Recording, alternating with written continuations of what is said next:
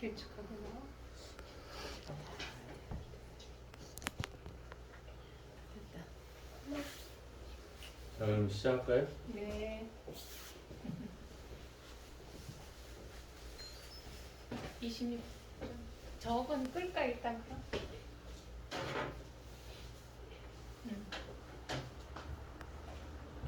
자, 그럼 묵도하심으로 오늘 주일 예배를 시작하겠습니다.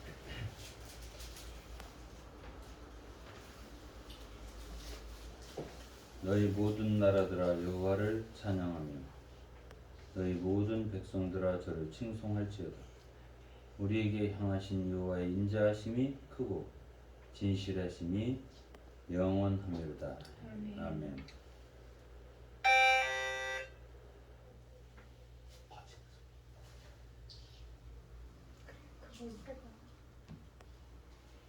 전능하시고 거룩하신 또 우리를 사랑하신 여호와 하나님 아버지 감사합니다.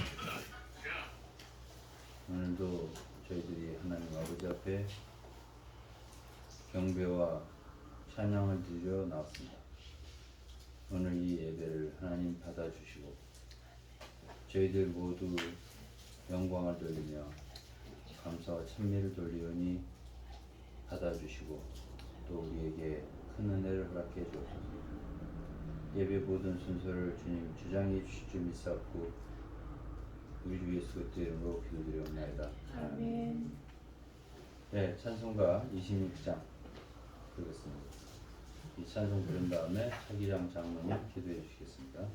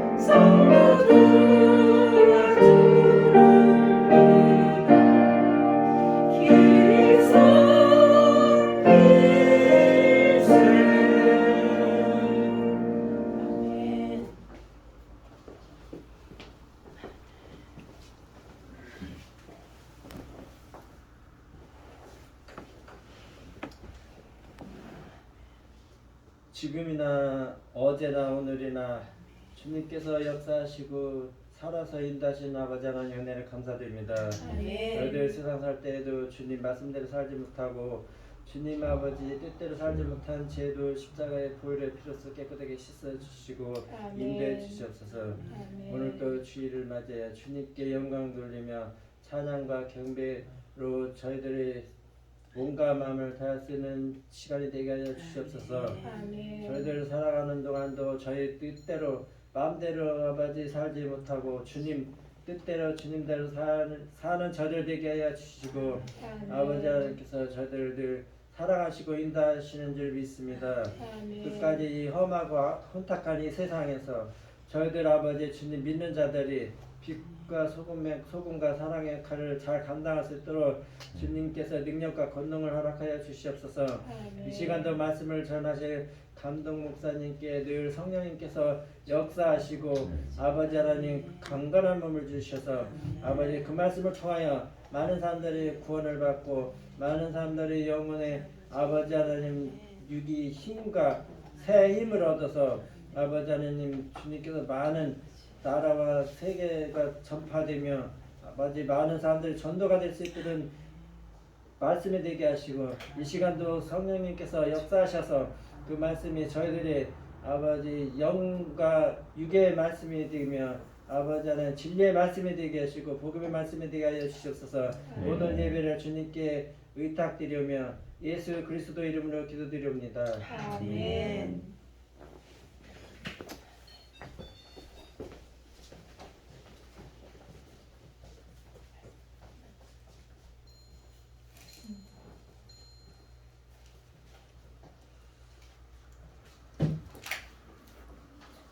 네, 오늘의 말씀의 제목은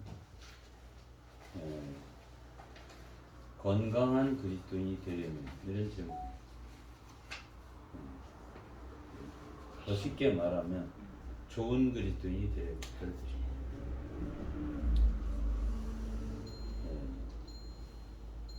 실제로 이제 저는 좋은 그리스도인이 되려면 정직해야 한다. 정직이라고 하는 말을 잘 사용한 사람이 구약의 다윗이에요. 다윗의 시편 51편은 여러분들이 잘 아시다시피 다윗이 범죄한 후에 회개할 때 지은 시입니다. 근데 그 시에서 우리가 참 인상적인 말이 인상적인 느낌이 그 시를 읽을 때 다윗은 비록 범죄를 했지만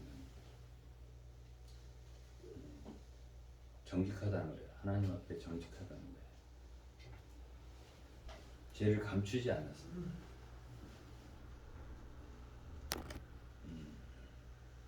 51편 몇 절만 읽겠습니다. 1절에 하나님이여 주의 인자를 조차 나를 긍휼히 여기시며 주의 많은 자비를 조차 내 죄과를 도말하소서. 처음부터 죄를 얘기하죠. 자기가 죄를 졌다 이거죠. 죄를 용서해달라는 얘기부터 시작하는 거예요. 2절 나의 죄악을 맑게 씻기시며 나의 죄를 깨끗게 제하소서. 죄악을 고백하잖아요. 3절 대전하는 내 죄과를 아우니 죄를 안다고 했잖아요. 내 죄가 항상 내 앞에 있나이다. 오늘날 죄를 짓고도 자기가 죄를 지었는지 모르는 사람이 참 많습니다. 그러나 다윗은 내 죄가를 아우니 내 죄가 항상 내 앞에 있나이다. 다른 사람 책임을 돌리지 않고 내 앞에 내 죄가 있다. 4절 내가 주께만 범죄하여 주의 목전에 악을 행하였사오니 주께서 말씀하실 때 의로우시다 하고 판단하실 때 순전하시다 하리이다. 내가 죄악 중에 출생하였으니 모친 죄 중에 나를 잉태하였나이다.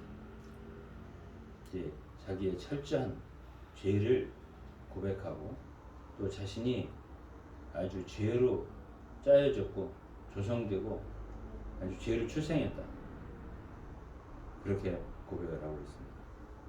6절입니다. 중심에 진실함을 주께서 원하시오니 내 속에 지혜를 알게 하시리라. 진실함을 주님이 원하신다. 이렇게 말했습니다. 그 다음에 10절이에요. 하나님이여 내 속에 정한 마음을 창조하시고 내 안에 정직한 영을 새롭게 하소서. 여기 정직이라는 말이다. 정한 마음, 깨끗한 마음입니다. 마음이 깨끗하기를 바라고요. 다윗은 정직한 영을 갖기를 원했습니다. 그런데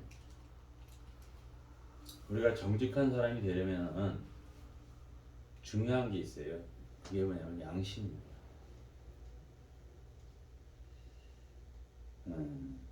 어떤 사람은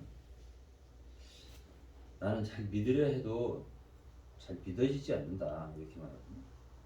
또 어떤 사람은 어떻게 기도할 줄 모르겠다 그런 사람이 있습니다. 제가 기도를 많이 요즘에 강조를 했어요. 그런데 그 모든 기초 그것은 바로 양심에 있습니다. 깨끗한 양심 그것이 믿음의 기초입니다. 그리고 정직의 기초예요. 정직한 사람이 되려면 양심이 깨끗해야 돼요.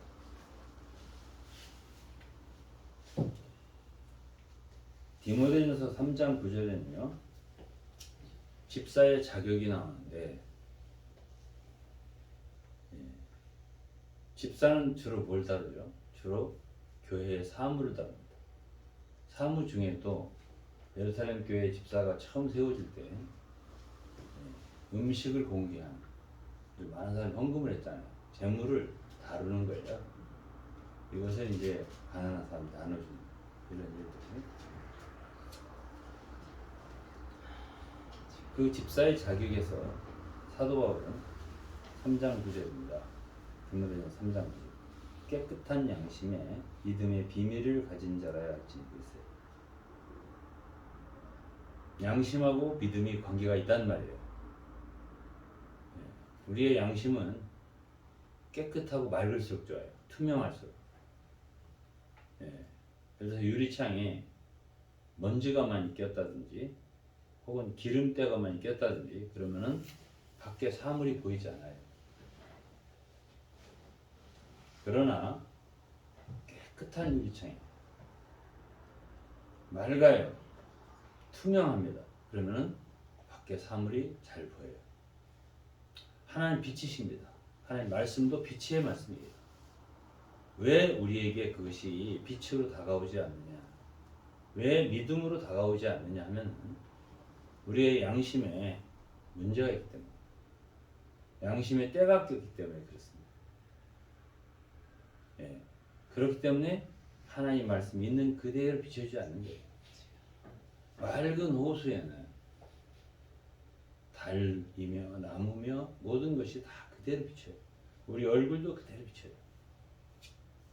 그러나 그 물이 혼탁하고 또 요동을 치고 그러면 아무것도 안 보입니다. 우리의 양심은 바로 이러한 기관입니다.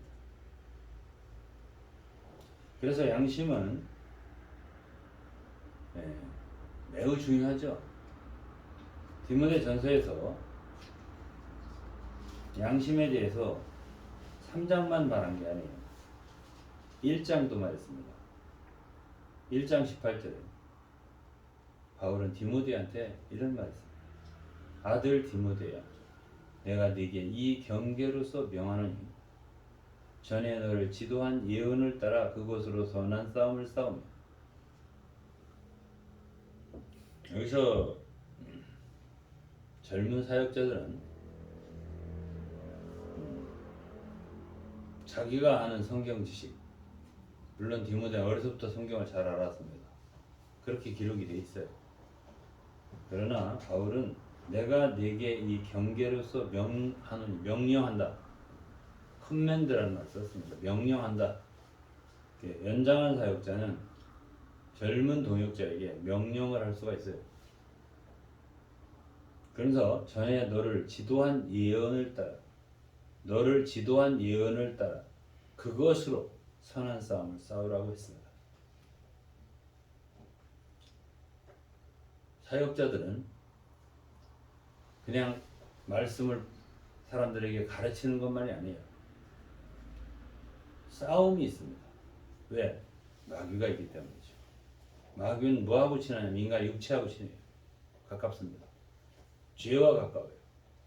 이런 모든 것들이 사람들 속에, 심지어 성도들 속에 있기 때문에 싸움이 있는 거죠. 그 어떤 것으로 싸워? 진리로 싸우는 거예요. 디모데는 바울에게서 배운 그러한 진리의 말씀, 그걸 가지고 선한 싸움을 싸우라 이렇게 말을 했습니다. 교회는 어지러운 군대가 아니다. 향토예비군도 아니고 민병대도 아니고 각계전투도 아니고 매우 질서가 분명한 군대입니다. 이것은 구약의 민수기를 보면 잘 알 수 있어요.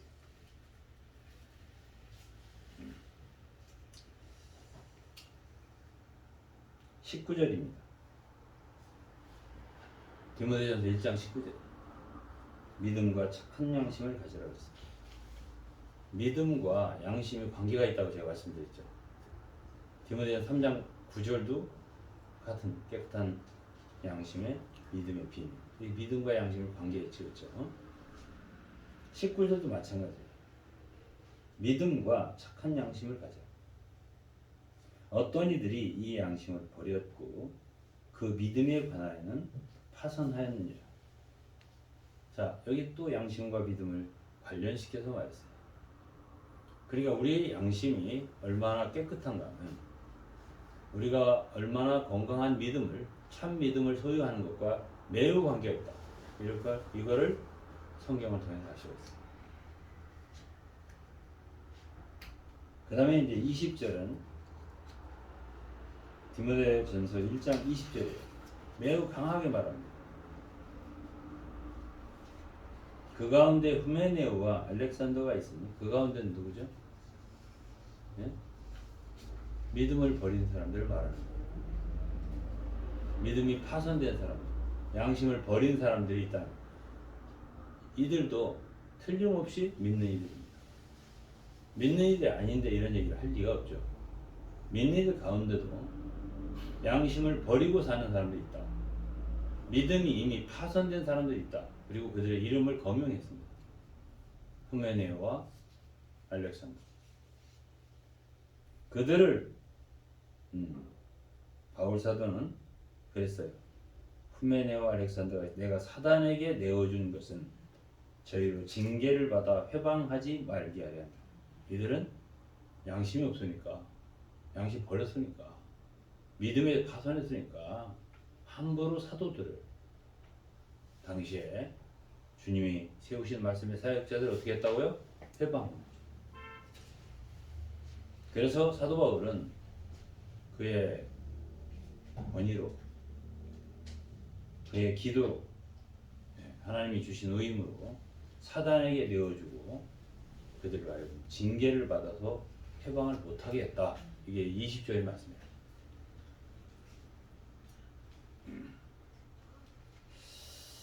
자, 그렇다면은 여러분들은 이제 성경을 통해서 양심이 중요하구나 이것을 이제 알 수가 있을 거예요. 사도 바울이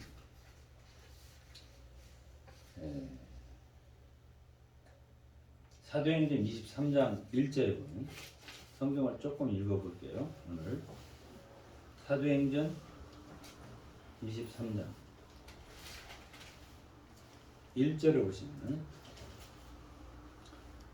바울이 공회를 주목하여 가로되 여러분 형제들아 오늘날까지 내가 범사에 양심을 따라 하나님을 섬겼노라 하거나 이렇게 말씀합니다.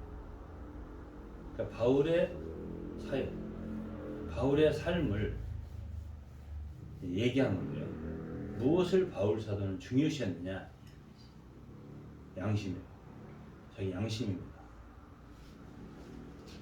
내가 범사에 양심을 따라 하나님을 섬겼다. 이렇게 표현을 했습니다. 중요하죠? 어떤 사람은 나는 영을 따라 행한다. 그래요. 또 성경에 영을 따라 영을 조차 행하라 이런 가르침이 많습니다. 그 말 틀리지 않아요. 근데 그것만 알면 저는 영을 따라 성령을 조차 행한다고 하는 사람들 가운데 정말 저기에 성령을 따라 행하는 것일까 의문을 품을 때가 많았습니다. 진짜 성령을 조차 행한다면 좋죠. 그런데 또 한 가지 알아야 할 것은 양심을 따라 하나님을 섬기는 게 중요해요. 왜? 양심이라는 건 우리의 영 안에 영을 이렇게 굳이 구분한다면 거기에 하나의 기관이에요. 양심과 영을 구분하지 못해요. 그렇기 때문에 우리가 성령을 쫓아 영을 쫓아 행한다면 그 사람은 반드시 양심을 따라 살게 되어 있습니다. 그 다음에 24장입니다. 24장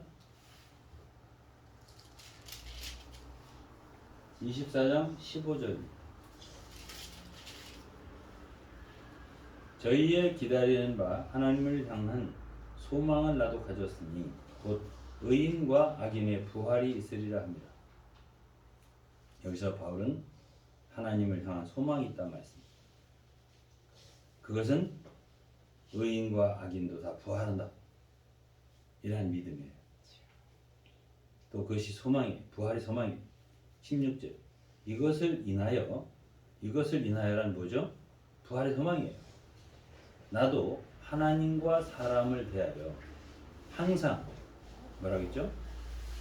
양심에 거리낌이 없기를 힘쓰노라. 양심에 거리낌이 없기를 힘쓰노라고 했어요. 그러면 바울 사도도 그가 사역을 하면서 하나님 섬기면서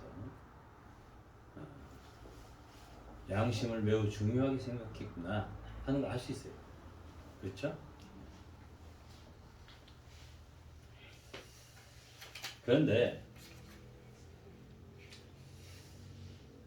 여러분들은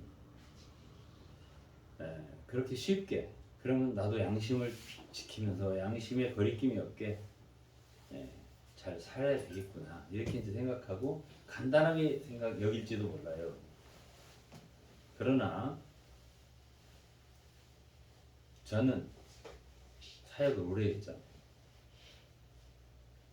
30년, 40년 됐잖아요. 저는 좀 놀란 적이 있어요. 왜냐하면 양심대로 살아야 된다. 양심 따라 살아야 된다. 또 뭐 행동하는 양심이다. 뭐 이런 정치인도 있었고요.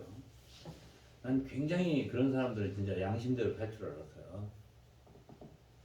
근데 죄송한 얘기지만 말하는 거, 사는 거, 행동하는 거, 생활하는 거 다른 얘기더라고요.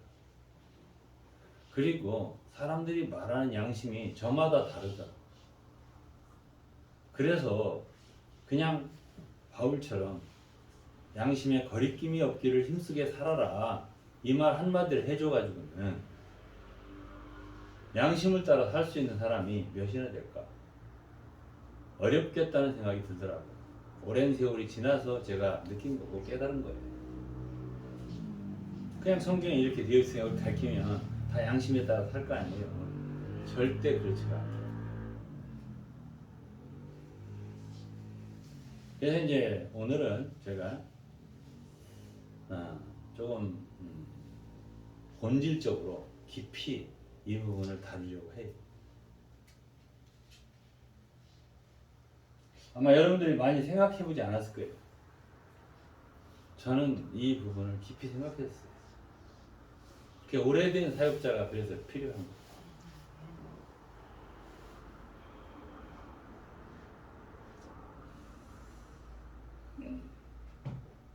고린도전서 8장을 보겠습니다.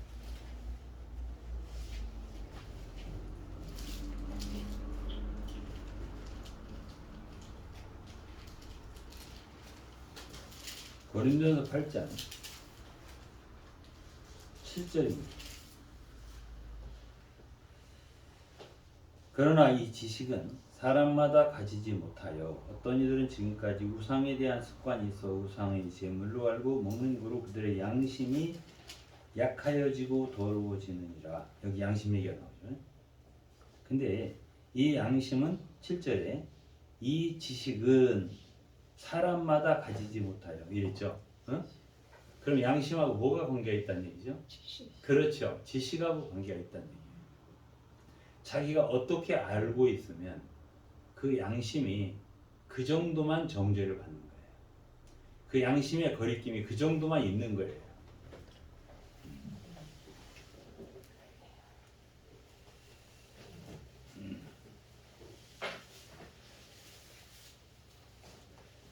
네, 다음에는 10절. 지식인은 네가 우상의 집에 앉아 먹는 것을 누구든지 보면 그 약한 자들의 양심이 담력을 얻어 어찌 우상의 재물을 먹게 되지 않겠느냐. 그러면 네 지식으로, 지식이라는 말이 많이 나와요. 그 약한 자가 멸망하나니. 그러니까 지식만 있으면 안 된다는 얘기예요.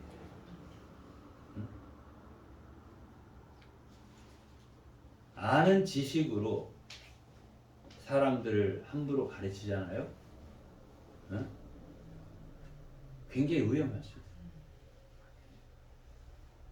왜? 네 지식으로 그 약한 자가 멸망하나니. 그 약한 자가 멸망하나니. 자기는 성경에 옳은 지식까지 가르쳤다고 생각할 거야. 네? 근데 그 지식으로 한 성도가 멸망한다 그 말이에요. 그는 그리스도께서 위하여 죽으신 형제라. 이같이 너희가 형제에게 죄를 지어 그 약한 양심을 상하게 하는 것이 곧 그리스도에게 죄를 짓는 것입니다. 자기는 아는 성경 진리라고, 예?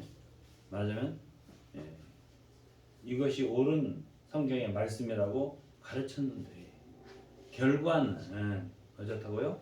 결과는 형제가 멸망에 이르게 되고, 결국은 그렇게 가르친 결과는 그리스도께 죄를 짓는 거다. 이렇게 표현했습니다. 자, 그렇다라고 한다면은 우리의 지식이 어떠한 거에 따라서 우리의 양심은 상당한 영향을 받는다. 사실은요, 지식이 차라리 없다. 성경 지식이 없어. 그러면 로마서 2장을 보면 어떤 말씀이 있는가 하니,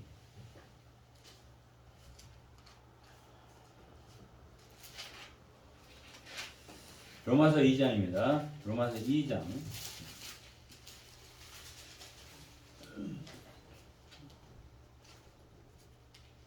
로마서 2장 13절.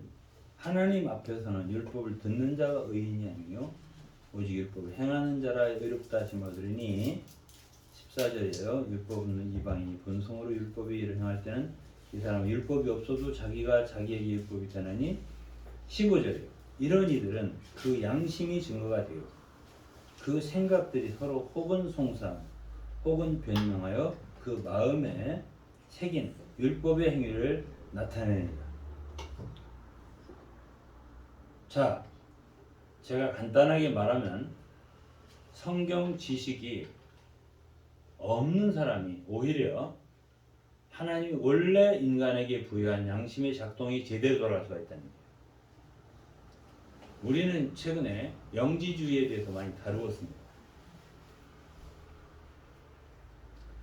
디모데 전서 4장 1절을 보겠습니다.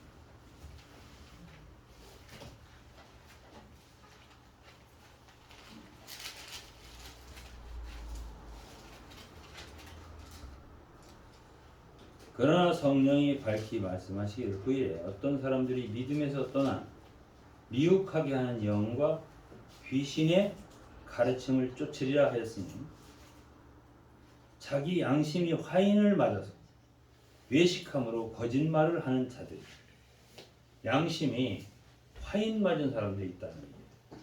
그럼 화인 맞았다고 하는 뜻은 짐승 같은 것을 이렇게 불로 이렇게 인두 같은 걸 뜨거운 걸로 지지면은 그 부분은 감각이 없습니다. 양심에 아무 감각이 없는 사람을 양심이 화인 맞았다고 표현해요. 그래서 이런 사람들은 외식을 하게 되고 거짓말을 한다고 그랬어요. 자, 우리가 요한일서를 볼 때 영지주의자들은 사실은 바울 때도 있었습니다. 이 얘기가 사실은 영지주의자들을 겨냥한 말이에요. 이들은 귀신의 가르침을 가르쳤습니다. 근데 그것이 하나님 말씀처럼 가르쳤죠. 뭐라고 했어요? 혼인을 금하고 식물을 펴라. 어떤 건 먹으면 안 되고 어떤 건 먹으면 되고 결혼 안 하면 좋고 뭐 등등 이런 말이 되겠죠. 그러나 바울의 말은 하나님이 지으신 모든 것이 선함에 감사함으로 받으면 버릴 게 없다 하면서 하나님 말씀과 기도로 거룩해진다 그랬습니다. 그럼 내가 이런 것으로 형제를 깨우치면 그리스도 예수의 선한 일꾼이 되어 믿음의 말씀과 내가 준 선한 교훈으로 양육을 받으려 했습니다. 자, 그렇다면 영지주의 사람들은 거짓말을 해도 양심의 느낌이 없어요. 화인 맞았으니까. 그래서 요한일서 1장에 보면은 제가 지난주에 말을 했기 때문에 이 구절은 별로 읽고 싶지 않습니다만은 그들은 하나님과 사귐이 있다 하고 어두운 가운데 행한다 했습니다. 그런 자들은 뭐라고 표현했냐면 요한 사도가 거짓말을 하고 그랬습니다. 거짓말한 자들. 그들은 왜 그렇게 거짓말을 할까요? 자기들이 믿고 있는 신뢰하고 있는 것이 지식이기 때문에 그래요. 그 지식은 사람을 죽입니다. 양심도 감각을 무디게 해요. 그렇기 때문에 지식주의가 위험한 것이에요.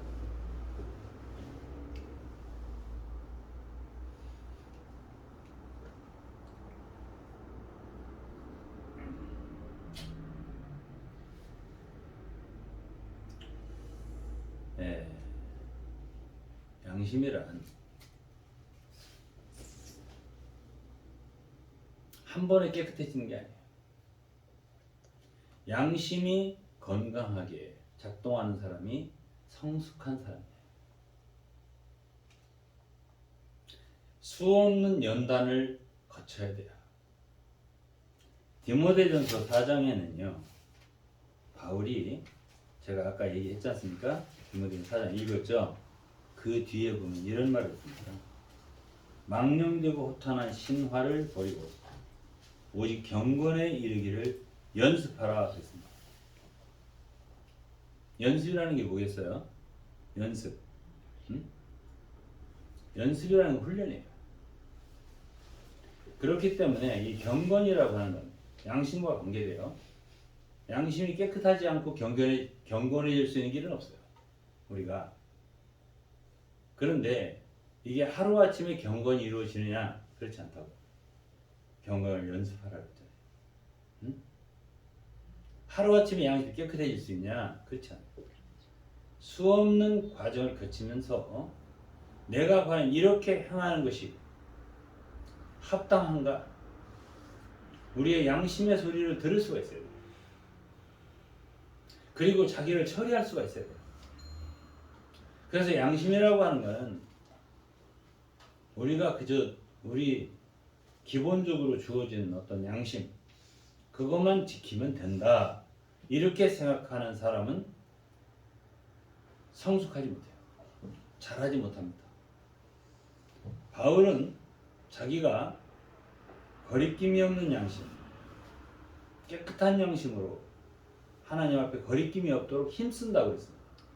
힘쓴다는 말은 거기에 노력이 들어가는 말이에요. 양심이 깨끗하게 거리낌 없게 살려면 노력이 필요하고요. 거기에 연습이 필요해요. 연단이 필요하다고요. 그냥 성숙할 수 있는 사람이 없어요. 저절로 그냥 시간만 가다 보면 그리스도인이 성숙한다? 그건 있을 수 없는 일이에요.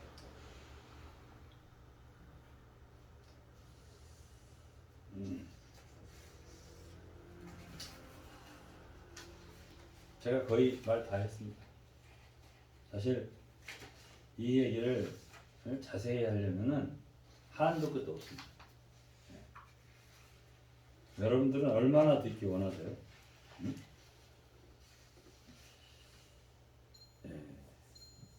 우리가 우리 스스로 우리 나름대로 양심을 지키는 것은 우리 나름대로 인간적으로 우리 나름대로의 양심을 지키는 한계가 있어요.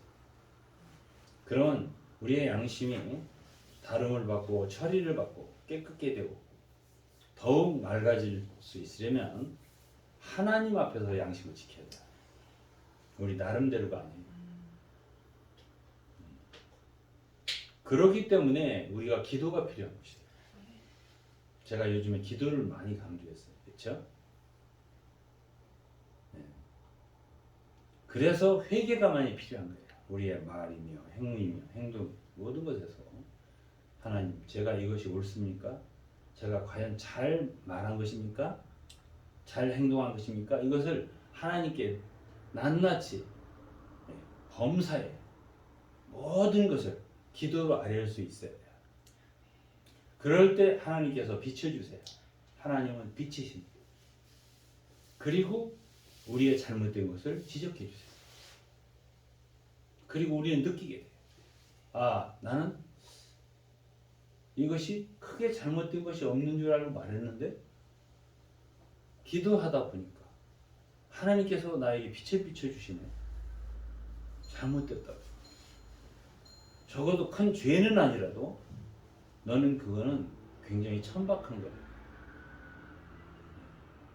그렇게 말하면 안 되는 거라. 하나님의 사람은 그렇게 말하면 안 되는 거야. 더욱이 하나님의 종은 그렇게 말하면 안 되는 거야. 이런 걸 느끼게 해주신다고요. 그래서 우리가 양심을 말할 때는 하나님 앞에서, 바울이 그랬잖아요. 사도행 24장에서 하나님 앞에서, 사람 앞에서를 말했습니다. 범사의 양심에 거리낌이 없기를 힘썼다. 이렇게 표현했어요. 그래서 하나님 앞에서란 또한 진리 앞에서라고 돼요. 하나님 말씀이니까. 하나님 말씀이 있을 거 아니에요. 그럼 우리의 모든 행동과 행위, 이 모든 것을 진리의 빛 앞에서 비춰야 돼요. 좀 쉽게 얘기하면 내가 어떤 행동을 했고 어떤 말을 했는데 나름대로 옳다고 했는데 그거를 주님 같으면 어떻게 행하셨을까? 주님 같으면 어떻게 말씀하셨을까? 응? 사도 바울은 어떻게 했을까? 사도 바울은 이런 일에 있어서 어떻게 말했지? 어떻게 행동했지? 이런 것들을 성경이 있으니까 우리는 읽어볼 수 있잖아요. 또 기억해볼 수 있잖아요. 읽은 것들을. 아, 나하고 차이가 있네. 이거 느낄 수 있어요. 우리가 기도하다 보면. 아, 나는 저 차원이구나. 적어도 굉장히 미치지 못했구나 하는 걸 알 수가 있는 거예요. 그래서 내 나름대로 양심을 지킨다. 이거는 큰 의미가 없어요. 우리가 성숙하는데. 하나님 앞에 서 있어야 돼요. 진리 앞에서 나의 모든 것을, 나의 모든 행위를, 모든 말을, 모든 의도를, 심지어 의도까지 점검받을 수 있어요. 하나님은 우리의 중심과 우리의 속을, 내면을 모두 감찰하실 수 있는 분이세요. 열어드리고 우리가 정말로 하나님 앞에 치료받고 고침받고 옳게 하나님 앞에 의롭게 되고 싶다면 하나님 앞에 나가서 제가 이렇게 말했는데 이렇게 행했는데 이런 뜻을 품고 있는데 하나님 이것이 과연 옳습니까? 이렇게 물어볼 수 있어요. 기도해 볼 수 있어요.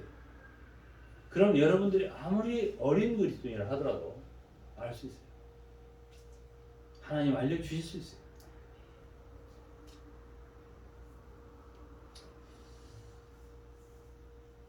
그 다음에는 교회 안에서도 성도들과 사람 앞에서 살아있잖아요. 그럼 우리 그리스도인들 첫 번째가 교회입니다. 교회 안에서 우리의 행위, 행동이 과연 내가 이렇게 행하는 것이 하나님 앞에 올바른가? 응? 그리고 많은 성도들을 위해서, 교회를 위해서 유익한가? 하나님께 영광을 돌리는 일인가? 우리가 점검해 볼 수 있어요. 그리고 하나하나 점검할 때 주님은 우리에게 알려주실 수 있어요. 또 우리가 원한다면 고칠 수 있어요. 과거에는 몰라서 잘못 행했지만 징계도 중요해요.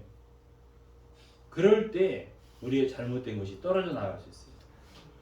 질병이 걸렸다든지 참 어려운 환경이 우리에게 몰아닥쳤다든지 그러면 그때는 우리의 양심이 작동을 해요.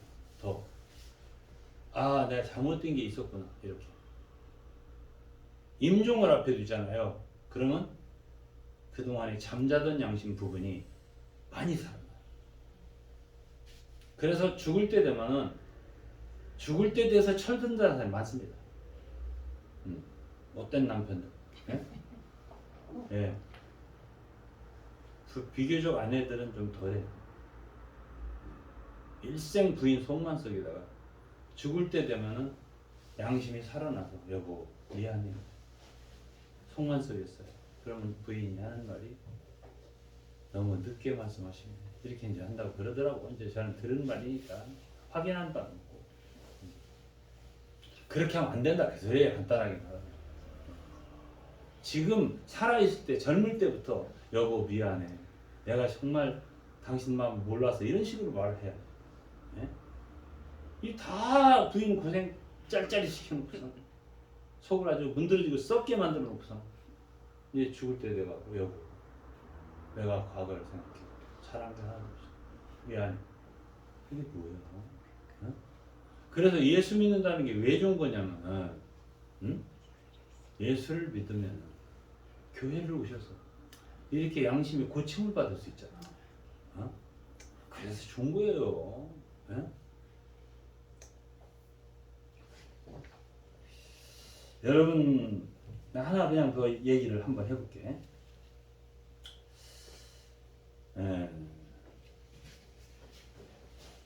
유태인을 수백만 학살한 사람이 있어요.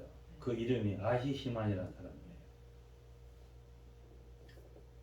그 사람을 참 수십 년 만에 저 남아메리카 어디에서 체포를 했어요. 그리고서 이제 갖다 법정에 세웠을 거 아니겠어요? 예? 사람들이 놀랬다는 거예요. 왜 그러냐? 너무 태어난 거예요.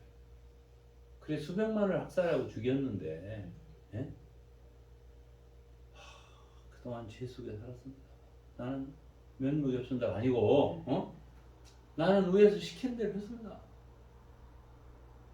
양심의 가책이 별로 없는 거고 그리고 얼마나 천연덕스럽고 태어나고 보통 사람과 똑같은 일을 보고 사람들이 놀랬다는 거예요. 네? 그러면 자 양심이란 지식의 영향을 받고 자기 확신의 영향을 받고 사상의 영향을 받는 알 수 있어요. 그렇죠? 그리고 단체주의 영향을 받아요. 네? 전체주의 예를 들어서 교회도 전체주의적인 교회가 있어요. 대부분의 이단이 그렇습니다. 그런 이단에서는 어떤 사람 하나를 쫓아내고 막 욕하고 비판하고 그래도 양심의 가책이 별로 없어요. 왜? 그 집단 전체가 그 사람을 매도하니까. 나도 한마디 하는 별로 느낌이 없어요. 그러니까 우리 인간의 양심, 나는 양심에 따라 살았다 라고 하는 말을 그 사람이 누구냐에 따라 다른 거예요. 바울이 그렇게 말하는 거하고 그런 어떤 이단에 속해 있는 사람이 10년, 20년 이단에 맹종을 하면서 그 속에 푹 잠겨 있으면서 어떤 사람에 대해서 함부로 욕하고 비판하고 말하자면 회방하고 이런 말을 한단 말이죠. 그 사람이 자기는 양심 따라서 그 사람 잘못했기 때문에 내가 이렇게 욕하는 거다 말하는 거. 보세요. 북한이 거의 그런 사회입니다. 그렇죠. 공산당이 그렇잖아요. 그들이 말하는 게 맞는 게 있습니까? 별로? 양심에 맞는 게 있어요? 없죠. 거의 깡패 국가 수준입니다. 제가 볼 때는. 그렇다고 해서 그 공산당 순회들이 양심이 가책에 잠을 못 잤다 소리 듣지 못했어요. 그냥 악한 일을 막 자행하고 죽이고 막 해도 숙청시키고 해도 아무 느낌이 없어요. 얼굴이 편안해요. 그런 걸 보면 인간의 양심은 확실히 많은 요소에 의해서 영향을 받는다. 이걸 알 수가 있어요. 그래서 우리 자신이 철저히 하나님 앞에 처리받지 않으면 예? 그런 집단에 있으면 나와야 돼요. 거기서는 절대 그 양심을 보호받을 수 없어요. 교회 생활 안에서도 조심해야 돼요. 우리 그리스도인들은 나 중심이어서는 안 돼요. 교회 중심이어야 돼요. 그리스도 중심이어야 돼요. 십자가 중심이어야 돼요. 말씀 중심이어야 돼요. 내가 중심이 되면 안 되는 거예요. 네? 그렇게 살다 보면 양심도 자기를 보호해요. 저 옳다고 생각해요. 무슨 문제가 있느냐 이거죠. 응? 그렇기 때문에 처리를 받아야 돼요. 왜? 그런 사람들은 몸에 대한, 교회에 대한 합당한 계시가 없는 거예요. 그건 간두고 회사도 그렇고 단체도 그렇고 공동체도 그렇고 심지어 동창회도 그렇고 어떤 사람들은 전체를 위한 사람이 있다고요. 전체를. 응? 그런데 어떤 사람도 그 안에 또 조그만 동거에 또 만들어요. 자기 따르는 사람 만들어요. 어?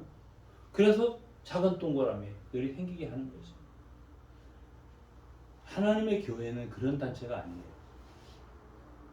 하나님의 교회는 군대 조직과 달라요.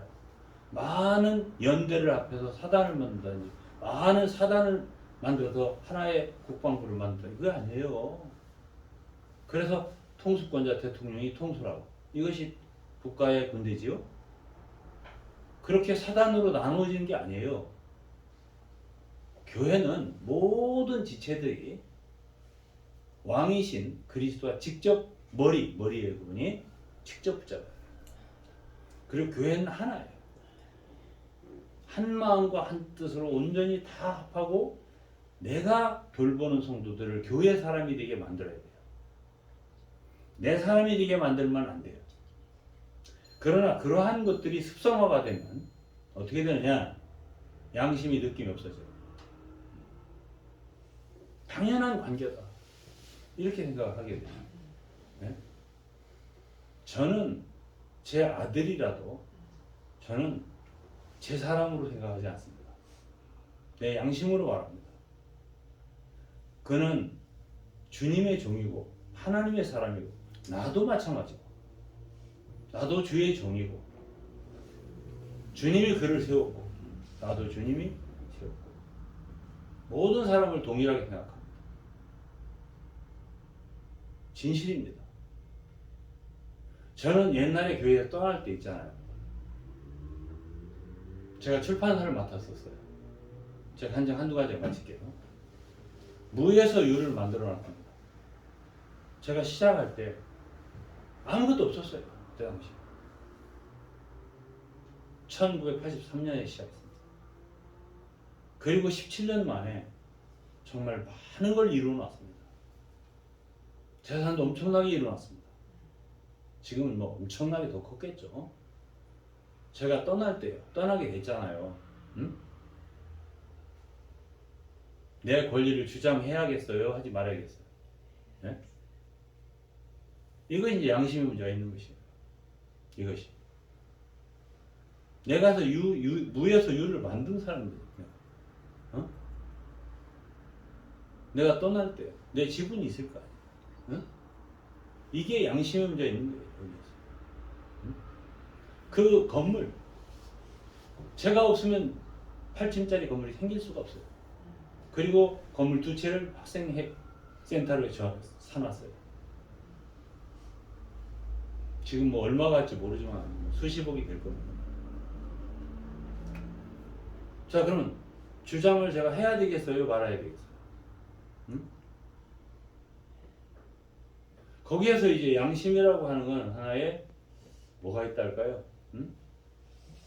뭐가 있을까 거기에? 네? 그 깨끗함의 정도가 있는 거예요. 네? 제가 한 가지만 물었어요. 법률 전문가에게. 너는 어떻게 생각하냐? 누가 시작했냐 중요하죠. 그 한마디에 내가 네 말이 맞다고 했어. 내가 시작하면 아니잖아. 그 출판사 내가 시작한 거 아니에요. 어쨌든 별로 있든 없든 거의 무라고 하지만은 내가 이어받아 한 거 아니에요. 어쨌든. 그리고 그 교회를 내가 창설한 거 아니에요. 그 안에서 이룩한 거잖아. 네? 그러면 이 세상 법에서는 그 경영자, 쉽게 말해서 그것을 이룩한 사람의 지분을 가지고 법정 투쟁을 하면 얼마를 받을 수 있을 거예요. 그러나 그들이 저에게 주지 않는다는 거예요. 건물 8층에서 한 칸만 좀 쓸 수 있냐니까 안 된다는 거예요. 그걸 법정을 투쟁해서 싸우고 있습니다. 네? 어떤 것이 깨끗할 것 같아요? 네?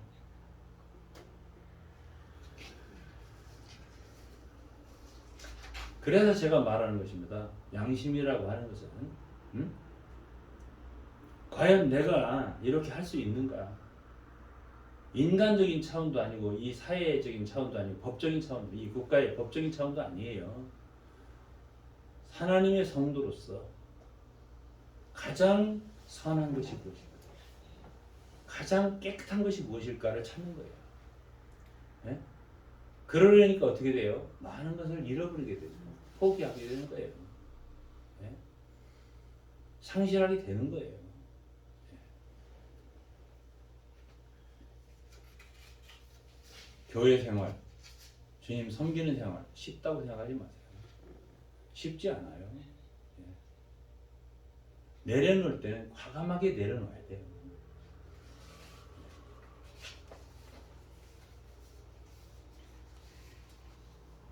내가 키운 자녀들도 내 사람이 아니에요. 이미 그들이 주님을 믿었고 주님을 섬기는 사람이 됐으면 하나님의 사람들이에요. 나하고 아무리 가까운 성도, 나하고 함께 일을 했어요. 오랫동안 했어요. 그렇다고 해서 그들이 내 사람이 아니에요. 다 하나님의 사람들이에요.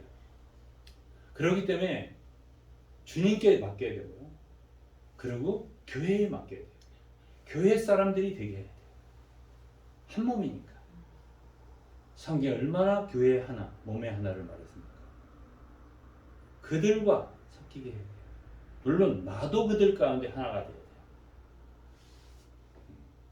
나를 별도의 존재로 만들면 안 돼요. 왜? 주님이 나를 이 공동체 안에 일부로 하나로 넣었기 때문이에요. 제가 오늘 그냥 얼마 안 되니까 여기서 저는 10년, 20년, 30년 선교를 한 사람이에요. 3명이 모이든 10명이 모이든 100명이 모이든 수백 명이 모이든 1000명이 모이든 저는 똑같아요. 말씀 저는. 이번에 준이 형 제가 그 공사하는데 1박 2일인가 와서 자고 일하고 한 거 알아요. 제가 속으로 참 잘했다고 생각했어요.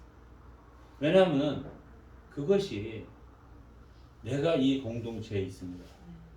그런 표현이에요. 네? 저 역국을 1년 전, 2년 전에 옮길 때는 화순에 있는 권구한 전도사 한 그 사람 2박 3일 일했을 거예요. 몰라요.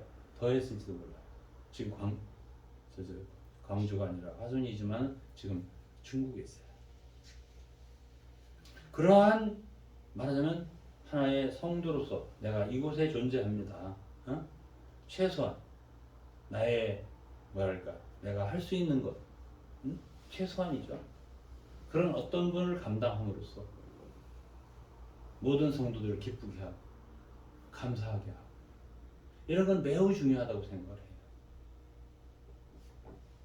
그래서 우리는 최소한도 우리의 양심을 지키는 생활을 해야 돼요. 그리고 양심이 자꾸만 단련을 받아서 더 깨끗해지도록 해야 돼요.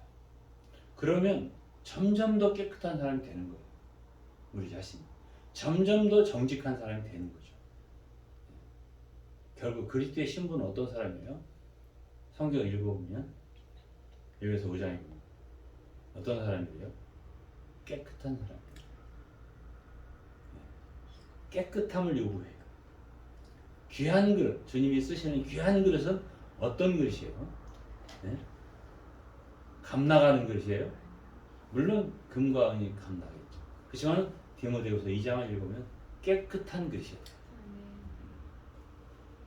그럼 깨끗하려면 어디서부터 깨끗해야 돼요? 양심에서부터. 저는 오늘 이 말씀을 듣는 모든 그리스도 안의 성도들이 양심 중요. 이거 한 가지를 알고 양심 하루아침에 깨끗해지는 게 많은 연단과 훈련 그리고 많은 내려놓음 많은 자아에 대한 처리 자신의 욕심 처리 자신의 기질 처리 이런 많은 처리를 통해서 연단을 통해서 더욱더 깨끗해집니다. 이것을 성도 여러분들이 반드시 기억하시기를 주의 이름으로 축복합니다. 아멘. 하나님 아버지 감사합니다. 오늘은 당신의 종을 청주에 이끄셔서 주의 말씀을 대변하게 하신 것을 감사합니다. 아무튼 이 말씀을 듣는 모든 사람들을 축복하셔서 참으로 건강한 그리스도인이 될 수 있도록 도와주시옵소서. 아멘. 예수 그리스도 이름으로 기도드리옵나이다. 아멘. 네, 저하고 찬송가를 하나 부르시면 좋겠네요. 새 찬송가 336장입니다. 통일 찬송가는 383장이 되겠습니다. 네, 제목은 환난과 핍박 중에도입니다.